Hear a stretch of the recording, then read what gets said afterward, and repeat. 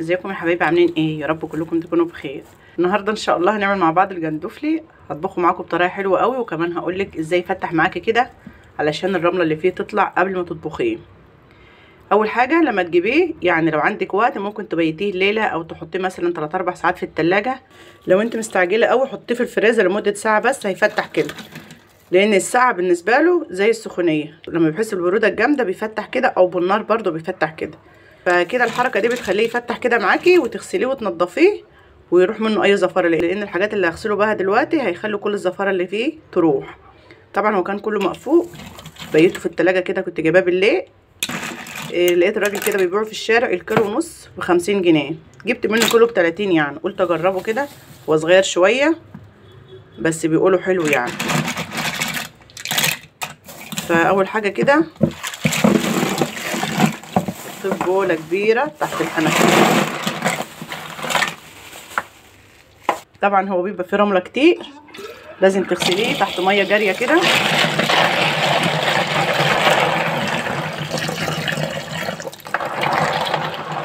هتاخديه من هنا كده تنشريه في مصفى على طول، دي مصفى الحوض نضيفه اهي.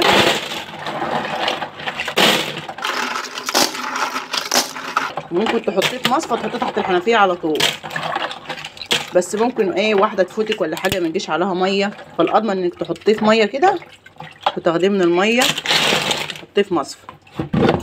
الرمل اللي فيها دي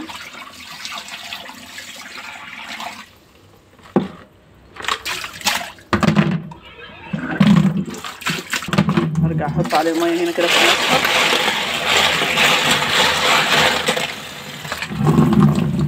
وبعدين انشله من هنا احطه الفوم ده بقى ايه، احط عليه معلقه زنجبيل. الزنجبيل بيحوش الزفاره خالص، مع ليمونتين كده تعصريهم وتنقعيه في الزنجبيل والليمون كده، يعني لمده 10 دقايق كده ولا حاجه، عشان الحاجات اللي ضفناها ديت تدخل جواه وتطلع اي زفاره منه. هسيبه منقوع كده بقى لحد ما اعمل الحاجات اللي احنا هنسويه الجندوفلي فيه. حطيت شويه زيت سخنوا وقطعت بصله كبيره، طبعا عاملاها بالجنب بتاع الشيبس، ورجعت عدت عليها علشان البصله تفضل محتفظه بالميه بتاعتها ويبقى طعمها حلو معاكي في الاكل. بعمل البصل بتاعي دايما كده،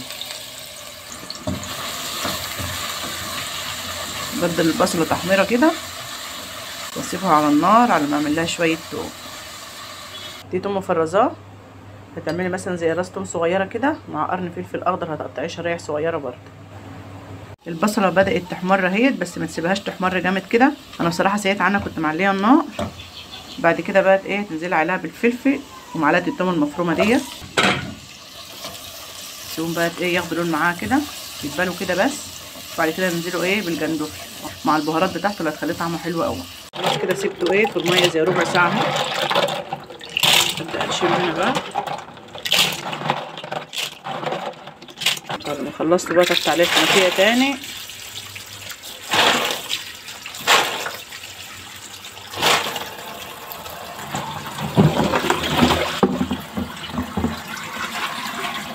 بس لسه في رمله. دي الغسيل الصح للجندوفلي. جيبي هنا تاني،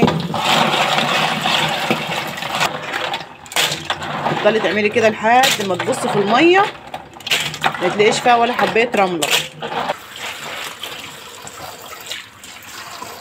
كده خلاص.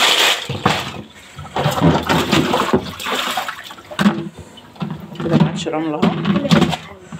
كده البصله احمرت هي والثوم والفلفل. ننزل بالخلطه بتاعتها.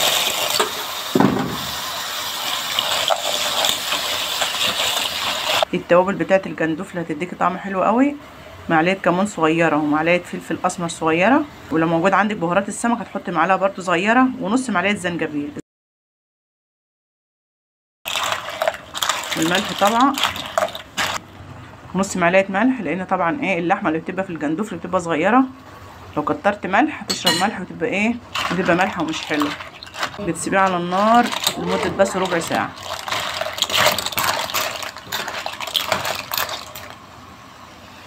طبعا هغليها له شويه ميه صغيرين اهو، يعني كوبايه ميه بس، علشان بس يشرب من التتبيله كده. في ناس كتيره بتعمله من غير ميه، بس جرب انك تحط كوبايه ميه كده، بتخليه يغلي في الصوص بتاعه كويس قوي، وكل التتبيله دي بتدخل جواه فيبقى طعمه حلو. لمده 5 دقايق كده في التتبيله، وبعد كده هضيف عليه طماطميه كبيره وشويه شبت وشويه كزبره، لو موجود بقدونس يبقى افضل يعني.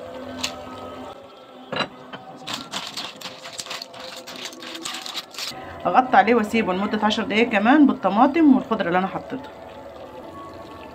بصوا بقى يا حبايبي، انا سبته ربع ساعه، جيت ابص عليه اشوفه، لقيته ما شاء الله طعمه حلو وريحته حلوه واستوى خالص وبقى ممتاز. بس في حاجه هنا للامانه يعني لازم اقول لكم عليها. طبعا انا غسلته كم مره قدامكم وسيبته بات ليله عشان يفتح، عشان الرمله اللي فيه تطلع، بس برضه لقيته فيه رمل. فالحل ايه؟ غليت شويه ميه هضيفهم للجندفل، ياخد غلوه كده ويبقى بشوربه كده. ليه؟ علشان الرمله اللي في الجندفلي تنزل في الميه دي،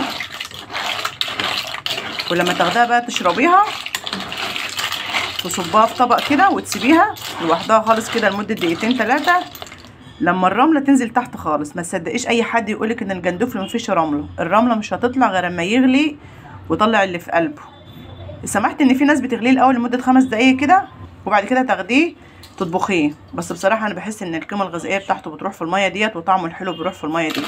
فالحل انك انت تحطيه في ميه وتغليه وتاخدي الميه بتاعته اللي مش عايزه تشربها، تطبخها بقى شويه رز حمر تاكلوهم جنبه.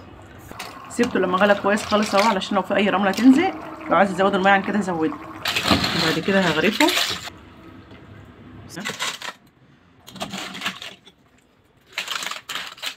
طلع المصمصه في الجندفل ده كده في الشتا ده، كل واحد كده ياخد له طبق ويعصر عليه ليمونه ويقعد يمصمص كده مع نفسه زي ام الخلول كده، كنوع من التسليه حلو قوي ورخيص. يعني الكيلو ب30 جنيه مش غالي.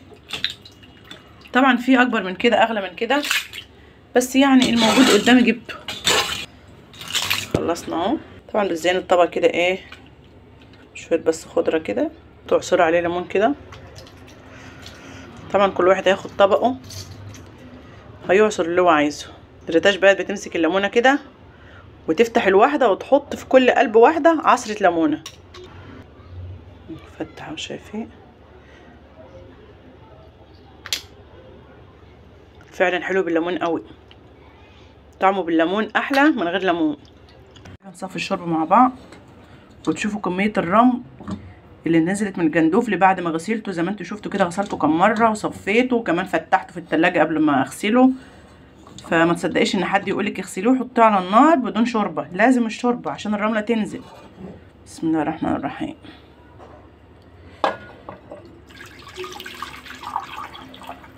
طبعا سبته خالص لما ايه الرمله نزلت في ارضيه الكل. بصوا الرمله قد ايه، شايفين؟ فانت لو عملت الجندفلي بدون ميه مش هتعرفوا تاكلوه. فكده عملت الشوربه ما فيهاش رمله، طعمها حلو على فكره. الشوربه دقتها والله ما شاء الله حلوه قوي، يعني مش حلوه خلاص والله حلوه قوي. بعد كده هتحط على الشوربه دي ليمون وتحط لكل واحد طبق وتحط عليه شويه شوربه كده. الجندفلي هيدخل جواه الشوربه بالليمون هيبقى طعمه حلو قوي. ممكن بقى ايه تمسكي الواحده كده تعمليها كده وبعدين تفتحيها وهكذا. يعني طبعا في افكار كتير قوي في اكل الجندفلي ده اهي، شايفين؟ تعملي كده وتقوم عامله كده اهو كده. الله بجد تسلم ايديا. يلا بقى كله ايه ينزل في التعليقات كده ويقول لي تسلم ايديك يا ام شيماء، وهجرب طريقتك. والله ما هتندموا لو جربتوا الطريقه دي. طعمه حلو وريحه حلو ومفيش اي رمله. وكده خلصنا الفيديو بتاعنا يا حبايبي. عملنا اجمل طبق جندفلي ورخيص خالص وكله قيمات غذائيه، وعملنا اجمل طبق شوربه يدفكوا كده في الشتاء ويدوكوا طاقه. ممكن تعملي جنبهم ايه شويه رز كده حمر ويبقى احلى غدا. وحتى لو مش عايزه تعملوا رز، الجندفلي لوحده كده اصلا وانت قاعده كده ايه تسقسيه فيه كده وتتسلي فيه كده زي ما تكوني ايه بتقزقزي لبه وبتقزقزي ام الخلول. شايفين طالع ازاي وعامل ازاي؟ طلع ايه بقه.